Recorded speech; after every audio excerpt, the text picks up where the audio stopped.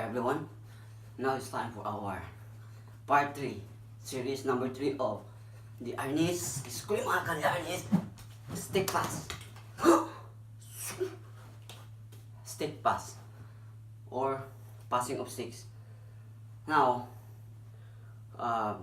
continuation, part 3 is how to do this is a tutorial, how to do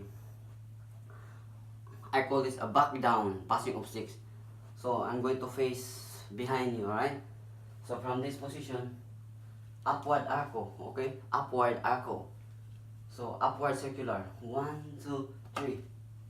See that? Behind. Then your left hand is ready here to pick it up. Then upward arco. 1, 2, 3. 1, 2, 3. 1, 2, 3. See that? 1, 2, 3. 1, 2, 3. 1, 2, 3. 1, 2, 3. See? Upward arco. 1, 2, 3. 1, 2, 3. 1, 2, 3. 1, 2, 3. 1, 2, 3. 1, 2, 3. 1, 2, 3. 1, 2, 3. 1, 2, 3. So now I'm facing you, see? So this is how you see this. So stick pass, stick pick up, passing of sticks, Chaco style. See that? So I call this a back down because the stick is picked up at your back, behind you, and then it's going down. The stick is going down. See that? Down, down, down, down. So the back and then going down. So back down. See, that's how you do it. See that? 1, 2, 3. 1, 2, 3. 1, 2, 3. 1, 2, 3. 1, 2, 3.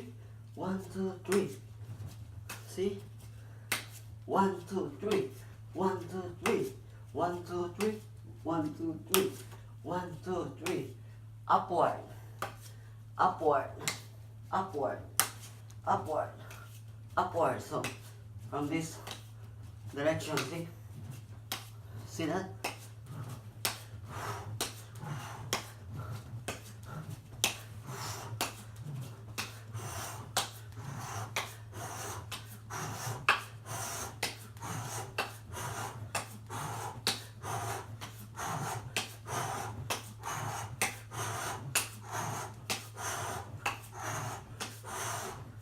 So there you go.